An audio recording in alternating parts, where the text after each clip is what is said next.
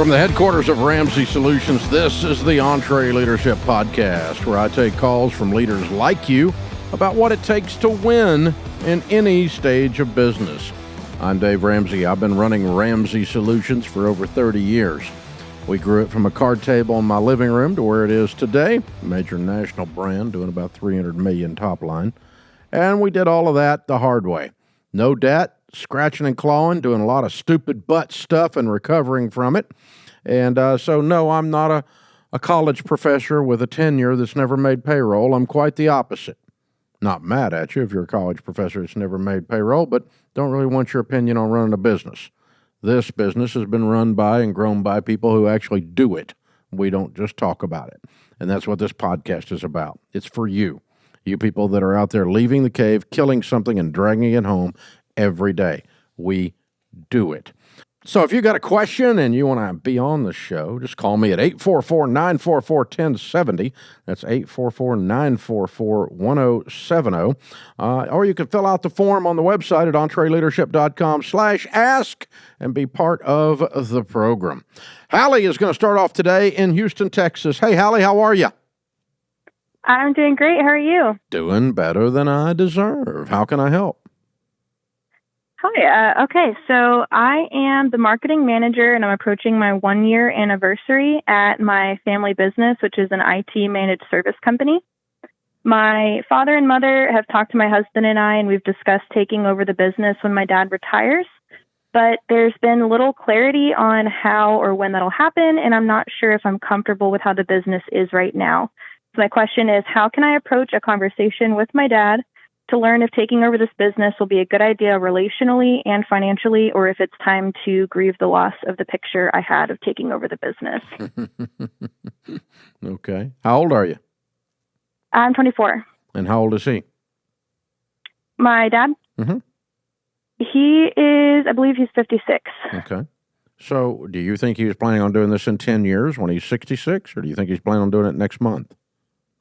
Oh, no, it'll probably be longer, probably around the 5 to 10 year range. Mm-hmm. Okay. Yes, sir. And how long has he been running this business? 25 years this year. Mm-hmm. Okay. And what is it that you've discovered in your 1 year's experience versus his 25 that he's doing wrong? So we've been listening to your stuff for a really long time. My parents raised me on the baby steps and everything. And, I'm nervous because he's kind of gone away from the debt-free lifestyle, Mm-hmm. and I'm not sure how the business is really financially doing since they're pretty tight on how that information is given out. Mm-hmm. And he's pretty much always been on the treadmill stage. There's not a ton of training or really guidance that's been gone on for my husband or my brother, who are the technicians that help him out. Mm-hmm. So those are the main things that really concern me. Mm-hmm. Okay. How many people work in the business total?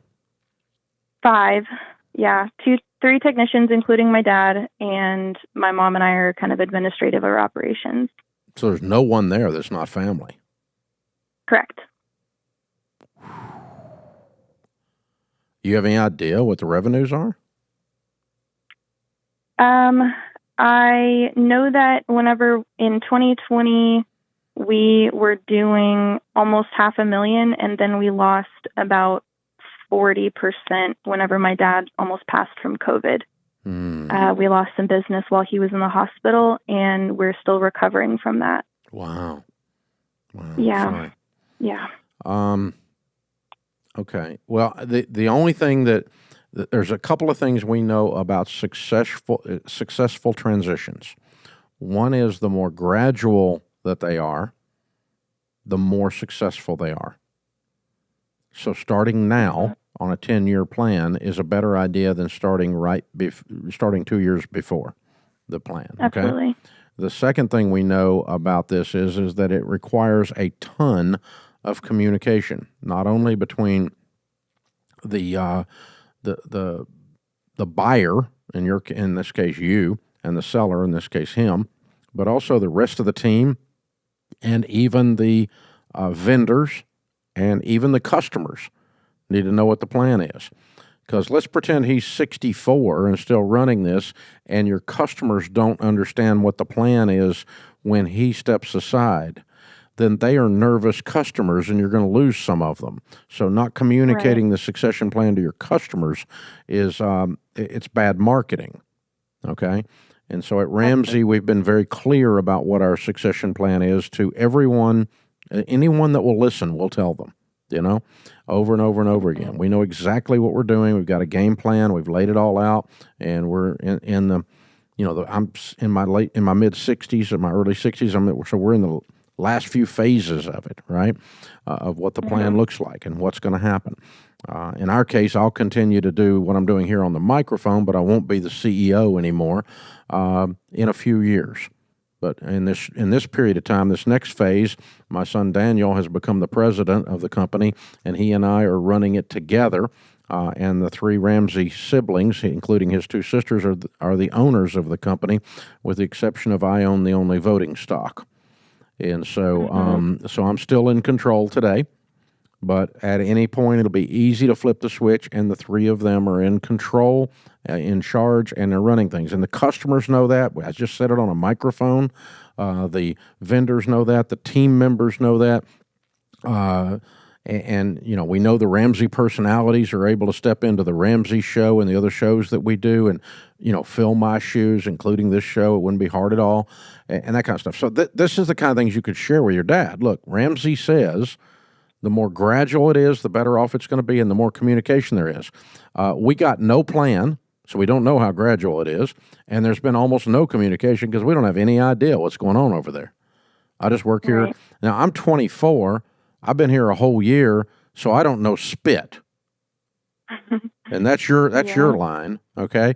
But I do need to know, I'm not here to tell you how to do it, but I do need to know where we're going and how we're going to get there, because if you expect me to go along blind for the next 8 years and hope you run it okay, that's not good communication, and that's not good openness. Right. It feels weird, and it's not that I don't believe in you. It's not that I don't trust you, but a proper way to do this is lots of communication and lots of knowledge. You need to know all about the financials, and he needs to be training you.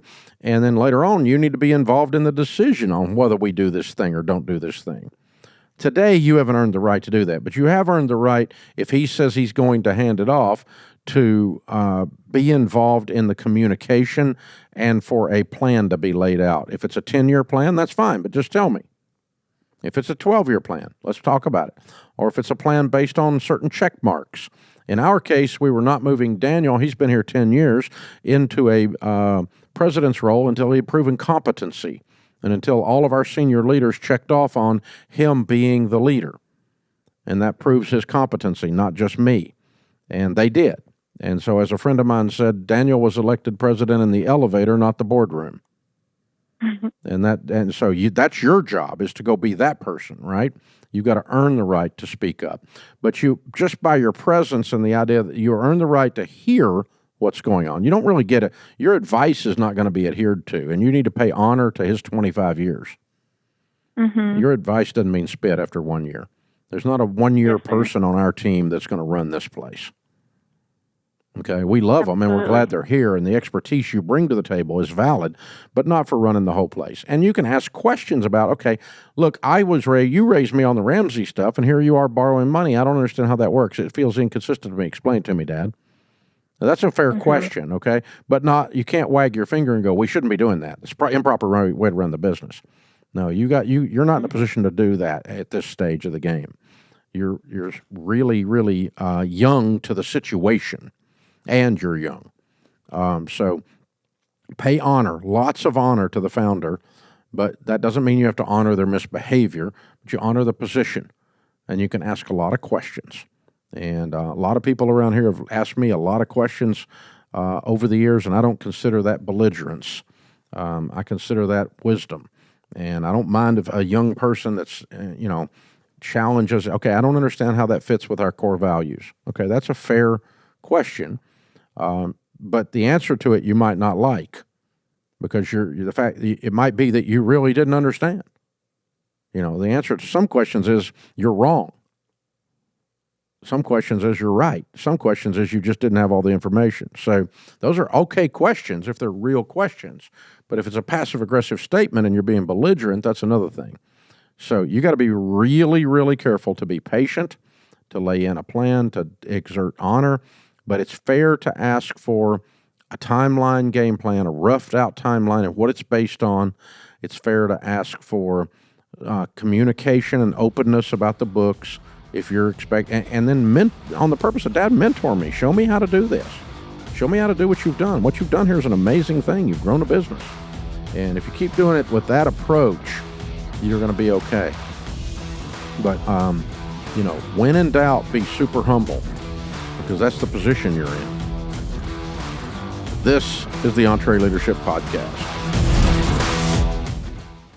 You've all played the telephone game. The first person whispers a message to the second person who whispers it to the third, and so on around the table until the original message has completely changed. Multiply that confusion by 100 if you run a business with different software systems that don't talk to each other. That's why there's Netsuite by Oracle. In the early days of Ramsey, we were using different systems for every business unit. We needed one single source for accurate data. NetSuite was the software we used to optimize and take us to the next level. NetSuite gave us visibility into all our numbers so we could communicate across all departments and plan ahead better. And as we grew, it scaled with us. NetSuite worked for Ramsey, and it will make a difference for your business too. Join the more than 34,000 customers who trust NetSuite to help them make smarter decisions and level up their operations. To learn more, get a free product tour at netsuite.com/Ramsey. That's netsuite.com/Ramsey. Welcome back to the EntreLeadership Podcast. I'm Dave Ramsey, your host. Our question of the day is from Daniel in Minnesota. When you own your own business and are paying off personal and business debt, how many months of cash reserves do you recommend keeping in the business before you take any extra cash to pay down debt? Daniel, what we teach people to do in business is different than the baby steps that we teach in personal finance. If you're running a small business and you have debt, it's personal debt. You signed for it personally. It's all personal debt. Now, if you want to categorize some of it as business debt, that's fine. The law doesn't see it that way. Your business doesn't owe any money. You do. Because banks don't loan small businesses money. They loan individuals money that own small businesses. And so you're personally liable on this, I'm almost sure. Now, so set it over there, call it business debt if you want. So what we do is this. We teach people to set your profit and loss statement up where you pay yourself a salary that is your minimum living wage. What does it take you to survive? That's all you need. Just enough to get by. Not prosper, but get by. So let's say that's $60,000 or $100,000 or whatever, right? And you put that in your profit and loss statement, and then after you've paid yourself that amount of money, whatever's left, let's call that profit, because that is profit, okay? So you paid yourself as the manager a living wage. Nothing's fancy. Whatever the profit there is, I want you to put a percentage of that towards debt and a percentage of that into retained earnings. So probably like about 80, 20, 70, 30, something like that. Meaning the big chunk, 70% or 80% is going towards the debt, and you're going to save 10 or 15, 20%. Into retained earnings. So let's say you made $100,000 profit after you paid yourself your living wage of $60,000 or $80,000 or whatever that is. Okay? So, and you apply your formula to whatever the profit is each month. And if it's 80-20, we're going to say, okay, 20%, 20,000 is going into, of the 100,000 this month, that'd be a great month, right? $20,000 is going into retained earnings, and 80,000 is going on the debt. And you can throw it at the business debt. You can throw it at the personal debt because, as I said earlier, it's all just debt. It's all just yours. And so now I'm not talking about monthly payables. Those are part of your P&L. paying a vendor that you do a 30-day terms with. That's not a debt like we're talking about. I'm talking about if you did an SBA loan or you got credit card debt that you used to buy crap in the business. Stupid people do that. 38% of small businesses have credit card debt associated with a business. Dumb way to finance a business. Really dumb. So be putting that in there. Work your debt snowball. Throw it at the debt. Throw it at the debt. Throw it at the debt. And then when all of the debt is cleared, personal and business, then you change the formula and you say, I'm going to put a percentage towards retained earnings to always grow retained earnings every month. Always be growing as your business is growing your cash position. You're going to very seldom find you have too much cash. That's not something many people struggle with. So I have never caught up on cash. We save a percentage, and our goal is to have 1/2 of a year, 6 months of operating budget set aside in retained earnings. We've always grown our operating costs faster than we've grown our retained earnings. We've never caught up to that number. So today, even with $300 million top line, I don't have 6 months of expenses in cash. That would be a lot, but I got a lot of cash, but I don't have anywhere near that much. So that's what I would tell you to do. Put a percentage towards that. But once the debt is cleared, then you keep some percentage going to retained earnings, and the rest of it you take home. That's when you get a raise. You don't get a raise till you get out of debt. You don't get to take some of your profits home and screw around, buy a boat till you get out of debt. So you get your debts cleared.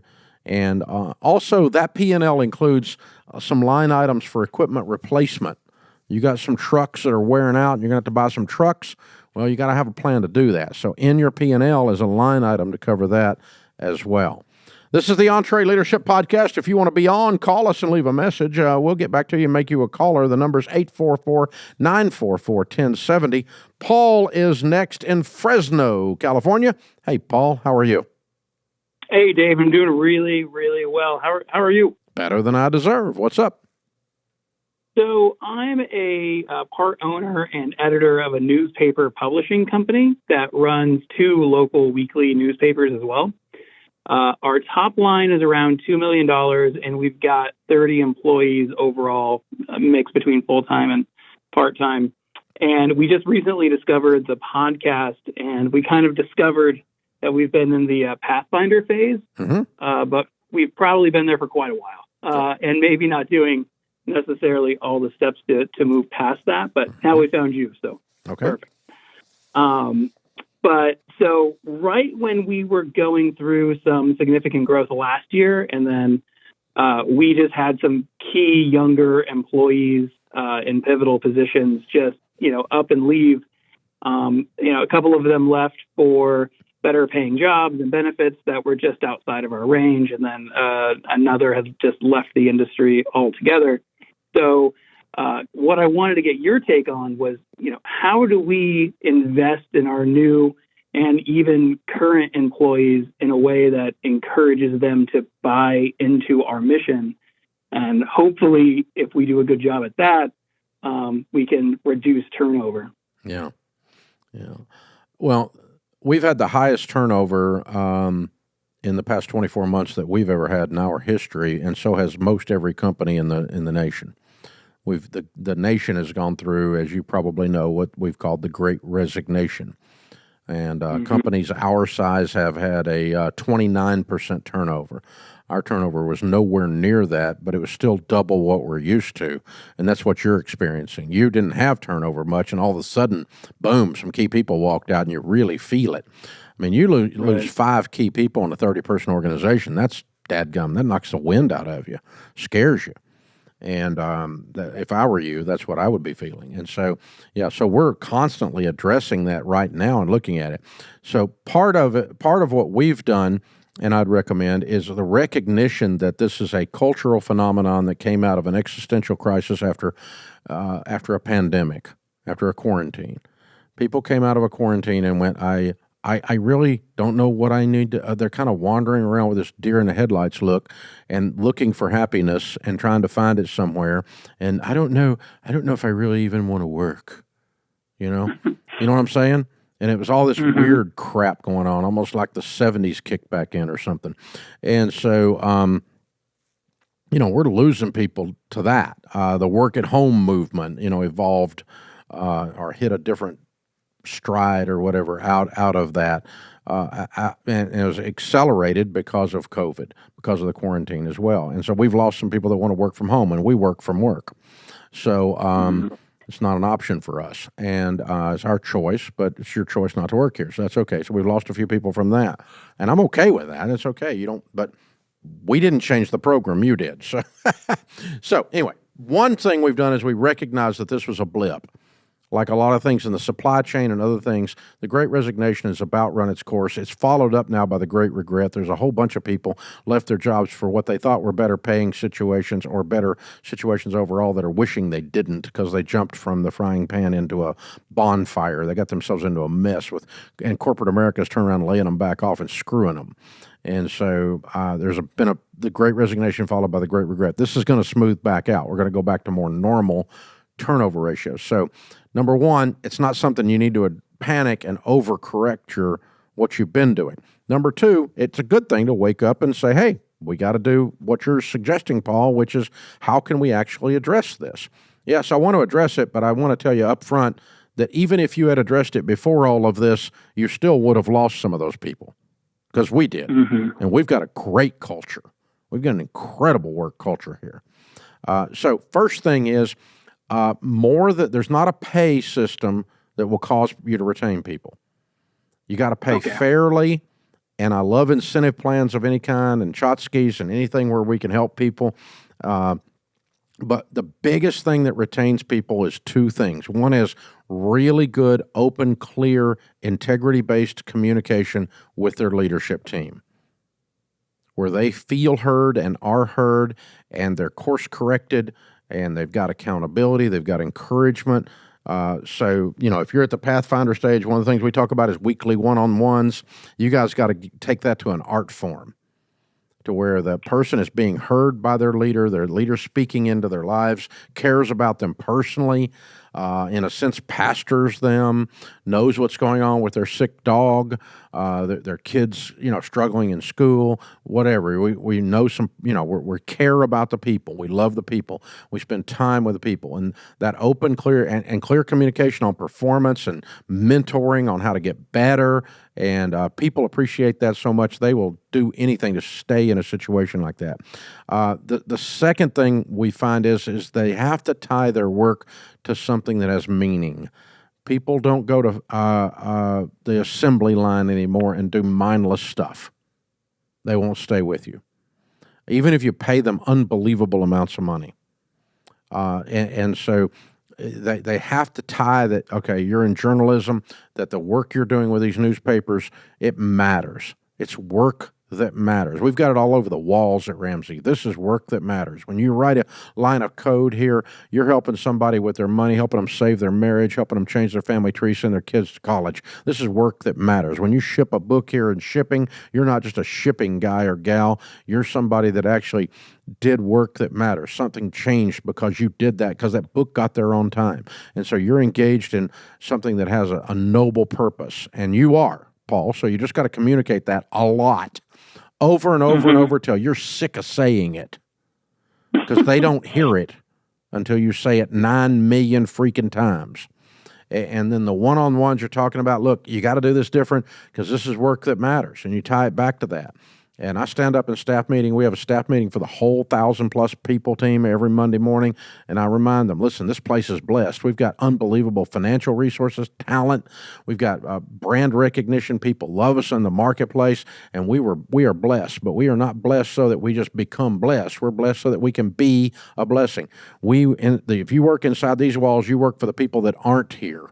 You work for the people outside these walls. That's your job. Serve that customer. Help them change their lives. And that's work that matters. It has meaning. And so when you work at Ramsey, you're doing stuff that has meaning. And Paul, you've got the ability to do the exact same thing. So if you get good, clear communication and they see a path on how they are adding value and how they can move up in the organization, they got good leaders that have integrity and are clear with them when they're doing something right or when they're doing something wrong. They're plugging into work that has meaning, and then on top of that, you pay market wages plus some, and especially if you share some profits. As we all win, we win together, that kind of stuff. That's about all you can do. And then still you're going to have stuff come along like the Great Resignation or the work from home movement or anything like that that's still going to take your knees out sometimes. And I've lost some folks in the last 2 years that I love dearly, and I hate that they're gone. And I think they made a mistake in many cases. But if you're making $100,000 a year and somebody offers you 120, you walk out the door, you may or may not have made a good move. It sounds like on the surface that's automatically a good move, but you might not have. And in some cases, I knew where they were going, and I knew they were going into a cesspool. And I knew that it wasn't worth the money. And they're probably not going to last, or they're probably going to get kicked to the curb. But that you can't tell somebody that. They got to experience it for themselves. So all you can do is all you can do, and that's enough on this subject. But lean into those kinds of soft skills. Make sure your comp plans are fair and inventive and creative, and that you're bringing on good, solid people. The other thing we're looking for, the last piece of this, Paul, and I'm kind of spitballing some of this, but telling you what we're doing right now, real time, is we have really tightened up our interview process. Oh, yeah. Because, if somebody works here 90 days and then they walk in and go, I think I want to work from home. Well, that's our fault. We shouldn't have hired that person. Right. I was going to ask you as well, what are some of the things that you do in the hiring process that can perhaps, cut down on some of the more regulars that fall out, say, after 90 days? Or is it just something that you don't know? I'm going to dig in pretty deep on their maturity and go, are they telling me the truth, or are they just telling me crap to get a job? So we're gonna interview them a lot. We do a lot of interviews, 4, 5, 6, 7 interviews. We don't never hire one on just one interview.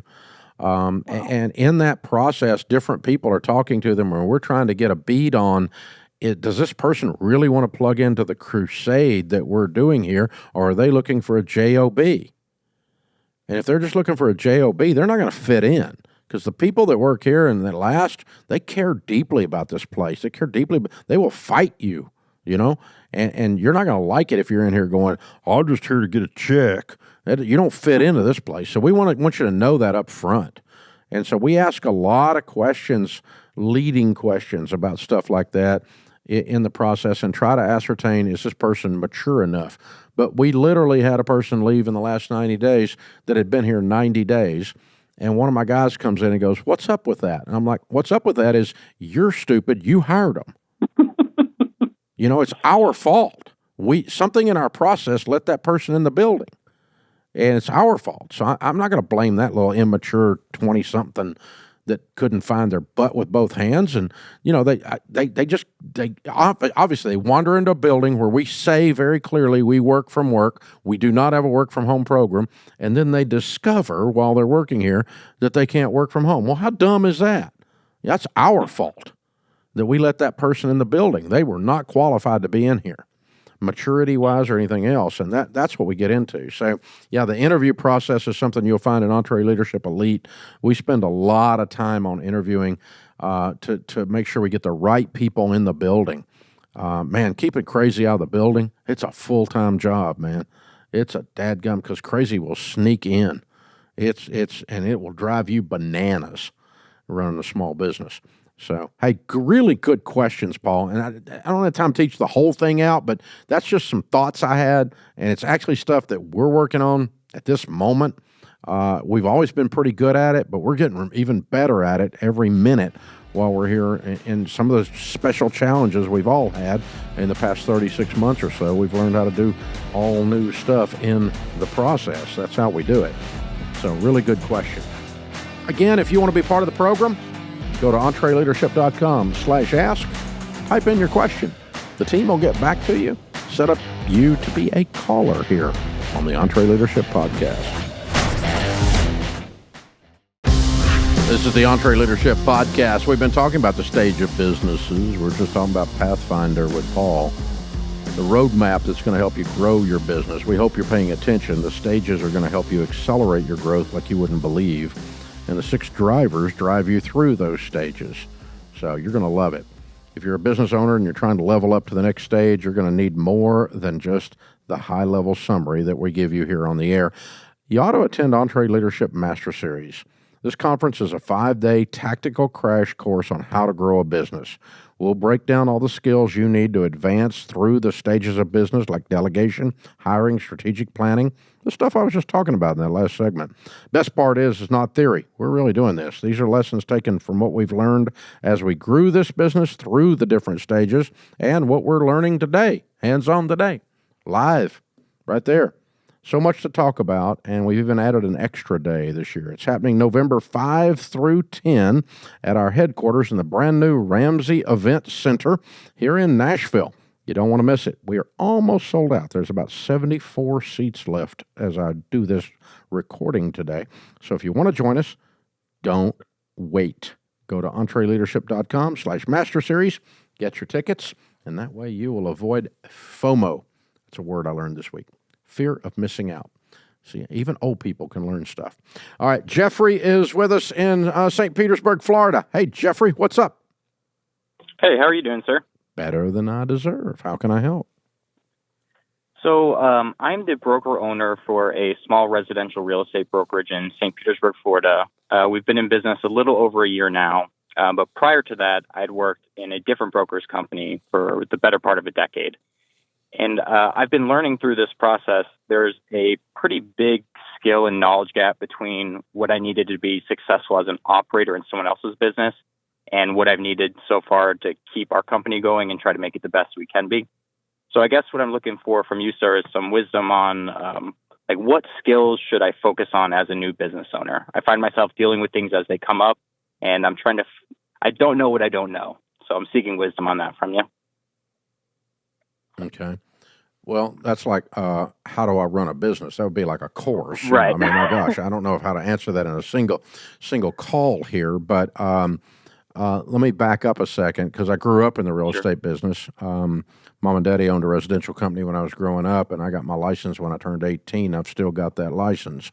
So love the world that you're in. I observed, and we used to talk about in our family, that sometimes what happens is somebody's a great salesperson and they get promoted to be sales manager, or they're a great salesperson and they decide, I don't want to split with a broker anymore, so they go out and open their own shop, get their own broker's license, open their own shop. And like you said, I discovered there's a different skill set between being a superstar salesperson and actually operating.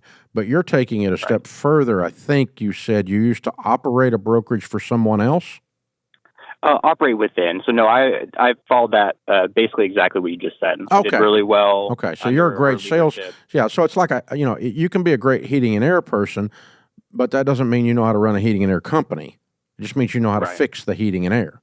You could be a great real estate salesperson, but it doesn't mean you know there's a. So you move from the skill set of being a great salesperson, a great marketer, great technician, to actually operating the business. So what you're saying is that the skills aren't they're not transferable. It's a different skill set. One skill is transferable, and that's the quality of. In your case, you have quality people skills, right? And that's certainly transferable. But if you don't watch, you try to sell everybody, and then the team starts to feel manipulated. So you got to be careful with that. I know I'm a salesman, so. All right, let's back up then. So the first thing we do is do what you did, and we recognize there's this recognition phase where we say, okay, what does it take to operate a business? Well, the basic components of business, right? There's the personnel aspects, the HR aspects, in other words, the hiring and firing of the team members. There's the leadership aspect, setting the strategic business model in place. How are you going to pay the brokers that work on your team? Or how are you going to split with them? Are you, doing 100% with them paying you a flat rate? Are you, what's your split on the thing? How's your business model work? You've got accounting functions. Somebody's got to do the accounting. And how are we going to control the cash flow, the money coming in, make sure the expenses are paid, and the business is operated from a financial standpoint. Certainly marketing, and marketing is different than sales, because we're trying to put the brand of your company out there more than just the individual going and selling a house. And so do you think there's a more efficient way to go about it than just trial or error? I think maybe a better way for me to phrase it is, when I was working in another company, if you need training or you need resources, you go to the broker. When you are the broker, you can give the training or resources to your agents for what their role is, but you have no one above you. You can go tap to say, hey, exactly, how did you do this boss level stuff or this broker level thing? Yeah, exactly. Well, that's, you need to come to someone like us that can show you how to do it. And get a one-on-one coach, a business coach, come to some of the events. I'll tell you what, why don't we do this? You want to come to Nashville in November and come to the Entre Master Series as my guest?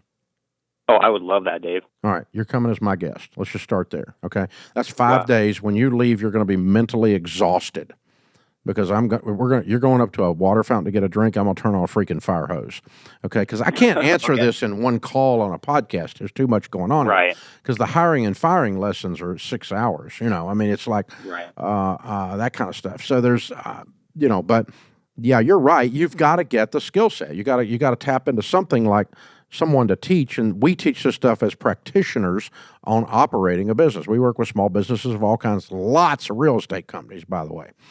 We coach one-on-one, and they have coaches in the real estate world, like my friend Brian Buffini or somebody like that, but they also have us coaching them on the business side of it, which is, as you are recognizing, and we are in this discussion, there's 2 parts to this.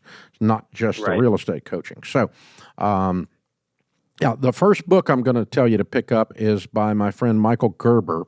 The book is called E-Myth, E-Myth. It's the entrepreneurial myth, and it's exactly what we've been talking about. The E-Myth is that because I know how to make pies doesn't mean I know how to run a pie store. Right. Because I'm a good chef doesn't mean I know how to run a restaurant. And his brilliant observation that changed my life 30 years ago when I read his book was that you need to learn to work on your business, not just in your business. Right. And that's really the discussion you and I are having, but you'll enjoy this book for that reason. And then I think what you've got to do is basically start to say, okay, here's the segments of the business that have to be addressed. Obviously, there's a small amount of accounting that needs to be done. There's a small amount of HR that needs to be done.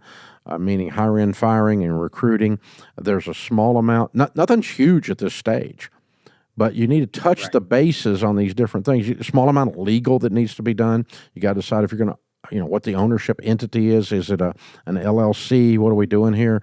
That kind of stuff. So you've got to get into every bit of that and the different components of business and start to address every one of them as you go along.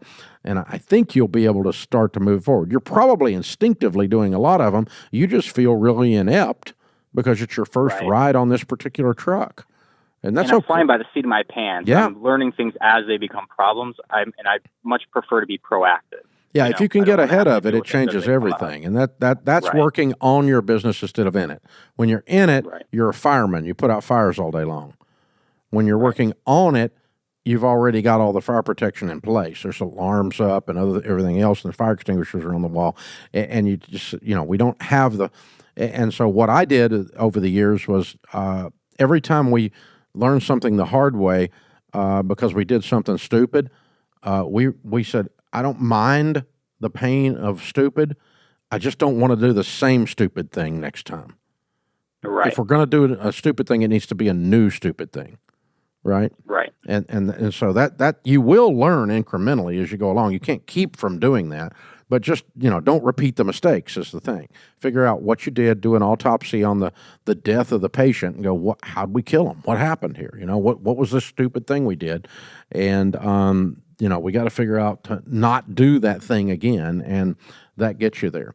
So, honored to talk to you, sir. Your wisdom and your humility in the business that you're in is refreshing, and you're going to do really, really well. You keep that posture for the next decade, you're going to be a very wealthy man, and you're going to be running a very powerful business.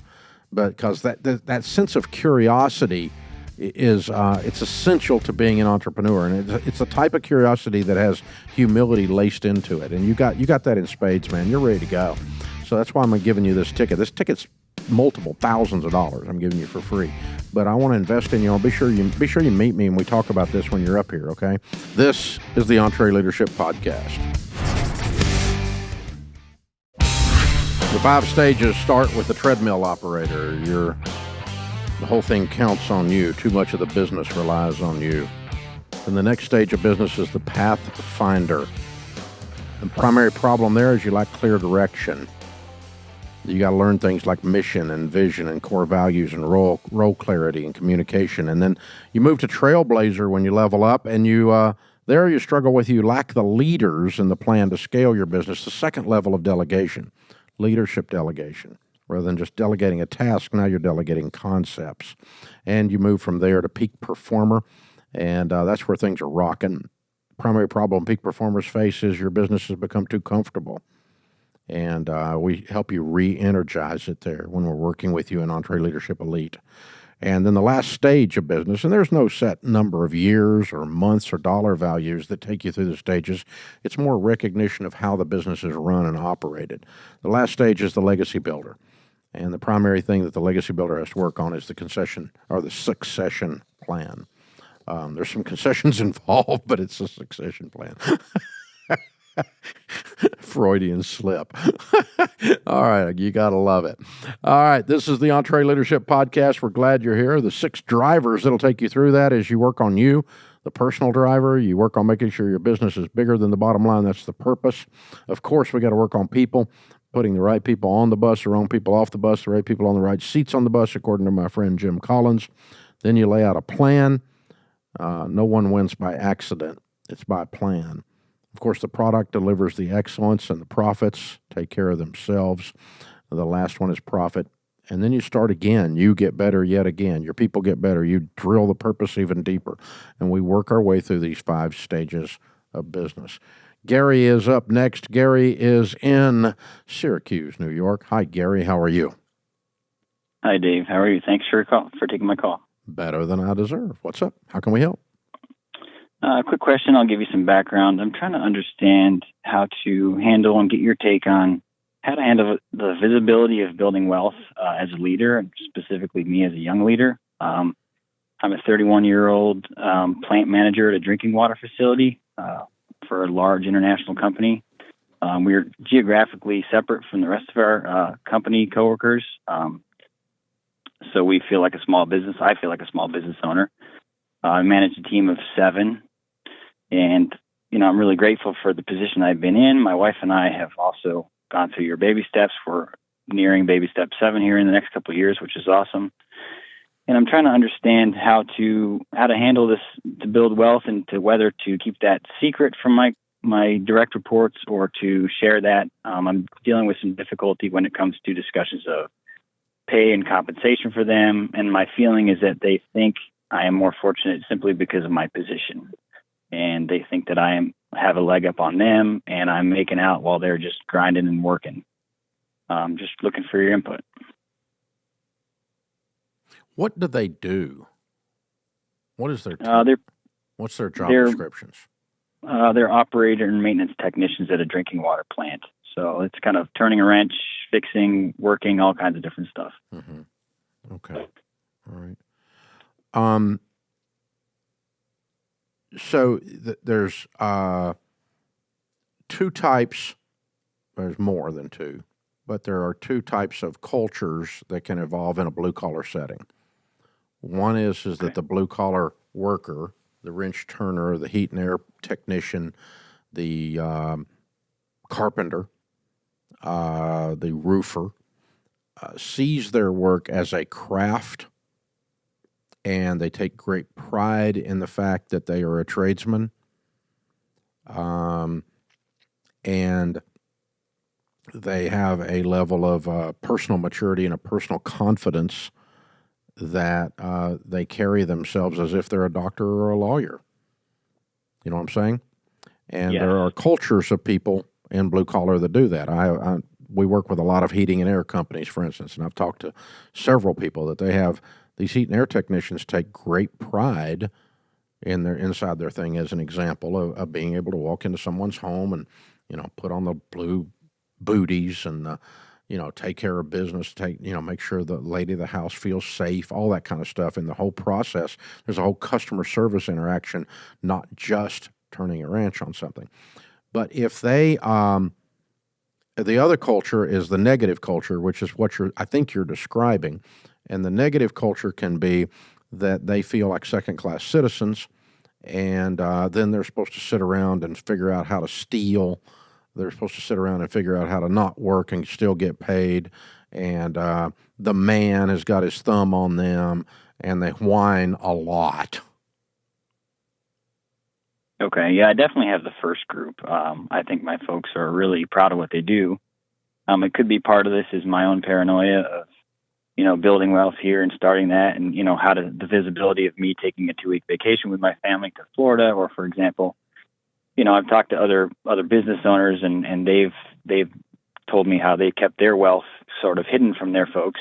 Yeah. And I'm just trying to, Well, I refuse to be ashamed of being successful, because I have worked my complete butt off. And if you don't like that I'm successful, you need to go somewhere else. Yeah. I'm not going to apologize. Now, I'm not going to rub your nose in it, but if you drive past my car in this parking lot, it's a stinking fine automobile. Right. But I've been working my butt off for 32 years. I got socks older than you, so don't be whining, I'm an overnight success after 40 years. So, right. In your case, you're a little younger, you're saying. I get that. And you don't have to be caustic. I'm being caustic in my response, and I don't really say that to somebody, but that's my attitude in my head. If you don't like that my wife and I can take a 3-week vacation and you work at Ramsey, then you don't need to work at Ramsey. I'm good with that. Don't be here. If you want to be pissed off because I'm successful with the amount of work I have done and how hard I've worked, I don't have time for you. But if you want to say, hey, man, show me how I can do that, I'll show you. I'll teach you. Right. I'll be right there with you. And I don't have to work. I work every day, and I don't have to work. So I got a better work ethic, so we don't need to discuss work ethic. So you got to, you're not going to outwork me, and I'm older than you, so that's the message that goes out. But again, I'm not going nah with enjoying something, and I don't rub people's nose in it, but I don't drive a car to please or not please someone else. I don't take a vacation to please or not please someone else. I do it for me. I do it for my wife. Makes sense. So I haven't bought a car because somebody else cared in a long time. I did that. I was that shallow in my 20s. I bought a Jaguar because I thought everybody'd think I was cool. And then I figured out nobody gave a crap about what somebody else drives. But for about 30 seconds, they kind of go, oh, cool. And then they move on, But now I drive what I want to drive because I enjoy the vehicle, because I like cars. So that's an example. But again, we don't have to be caustic about it. I'm being kind of bombastic in my answer to you. You don't have to be quite that crazy about it. But hiding it, I disagree. I completely disagree. Because I think that someone working in your place can make enough money to become wealthy if they'll apply the principles that we teach at Ramsey. And I'll show you how to do that. And if you want to take a 2-week vacation, if you want to build wealth, if you want to become a millionaire while you're doing maintenance tech in this thing, I can show you how to do it. What do those guys make? Oh, they're making like $70,000. Oh, good Lord. They could be millionaires. Of course. And I went through all 6 baby steps as in their level. Yeah. And I think maybe part of my difficulty is that they're all older than me, significantly older than me. Yeah. And I may seem like an overnight success to them. They don't see me at 9:00 at night on the weekend on my laptop at home. Listen, man. I ran into a guy out here the other day. Okay, he's was out here in our lobby. He's 24 years old. Okay, he wrote an app on one of these game things. Okay, I don't even know what games are, but these games, all right? And the stinking app went crazy, and the kid, 24 years old, he made $15 million. Okay? Wow. Now, I'm an old guy, and I'm kind of going, this is impressive, But I didn't have to, just because he's younger and he made a big pile of money doesn't mean I have to hate him for it. I could just celebrate his success for him. I was happy for him. I think he's impressive. I'm still trying to figure out what the flip he did, actually, but it was pretty cool. I'm happy for him, Good for him. Way to go, dude. And, I met another guy on social media the other day that has got like 6 million followers because he learned how to do a dance. Well, that ain't something I'm getting, okay? But, oh, my gosh, that's so cool. Good for you, man. You're a cool dude. That's neat. I'm happy for your success. And so if they can't celebrate your success because you're young, that doesn't say something about you. That says something about them. It makes sense. So you got to get comfortable with the idea that you didn't do anything wrong. You didn't steal anything. Your wealth came from effort and from working a system and from being very careful. And I'm happy to share my knowledge with you and encourage you, and I'll be your biggest cheerleader. I will not tolerate you disrespecting me or rolling your eyes. You don't get to work here anymore, if that's the case. Right. And we don't have to say it exactly that bluntly, but that's the policy. That's the policy. If someone wants to bitch and moan about my car, they don't get to work here. My car, it's got my name on the outside of the building. That ain't hard, you know? Move on. Right. Move on. And that's never happened, by the way, that I know of. But, well, I hadn't fired anybody for that, so I don't know. But we just don't hire people like that, you know? And so I think this is probably 80% in your head and 20% in the head of one of the 7 guys, and the other 6 guys are fine and don't give a rip about this whole conversation. Am I wrong? I think you're right. Yeah. Okay. No, you're right. It's probably 90% in my head. And this is a big deal for me because I've only been in this position it's kind of like a life-changing, promotion I had. I have no credentials for it. I just earned it, I feel, through time. And I'm still getting used to that myself, I guess. You know what? And it's just the other thing you can do with some people, if they're good people, and it sounds like these guys are good guys.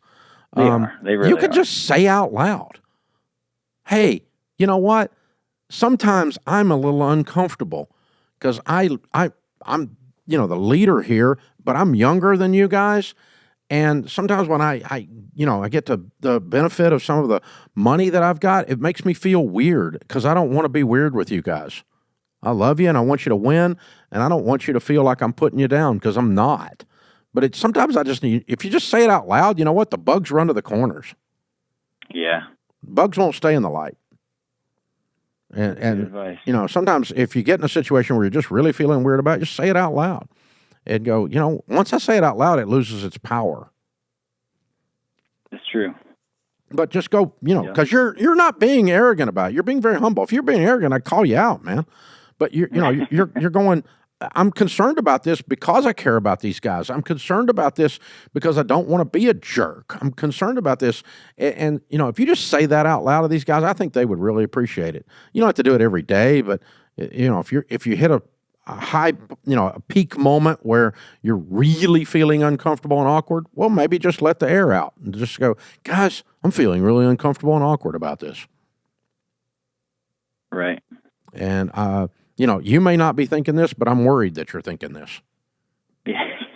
I get it. And you know what? That'll run off a whole bunch of it. But don't ever get in a position where you're rubbing your success in someone's face for the purpose of being the big dog, and never get in a position where you apologize for your success and hide it. Instead, let it be a beacon. Let it be the fact that I'm proud that we have won because it tells other people that they can win. That's why I share how much revenue we bring in here.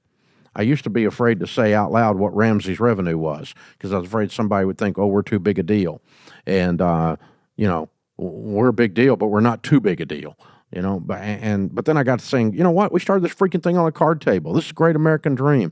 If we tell people that you can start it on a card table and have a $300 million top line, or $300 million company, that's dadgum impressive, and you can do it too. We did it all by helping people, so you can do that too. And so I started realizing I need to do that as an inspiration for other entrepreneurs, young and old, beginners and old dogs both. And so, you're a light in that sense. Share your success without rubbing people's nose in it. And then if you're awkward, just say, I feel awkward. This feels weird.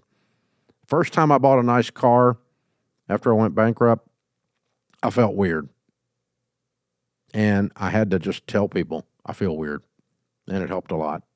And now I don't feel weird at all. I couldn't give a rip less. So I kind of got over that part. Hey, guys, if you want to help us out, consider following the show. Click the follow button or the subscribe button on YouTube or on the podcast. That helps us a bunch. Leave a nice review, one of those happy ones that's got like 5 of them stars. Those are helpful. That helps our marketing and push the algorithm out. Share the show. Click a link and hit the share button, however you're doing it. Let people know we're here. You are our only marketing. Hey, guys, remember, better a weary warrior than a quivering critic. Leaders serve. Leaders are active, not passive. Leaders act on principle, not appearances. This world needs more high-quality leaders, so choose to lead. I'm Dave Ramsey, your host. Thanks for listening to the EntreLeadership Podcast.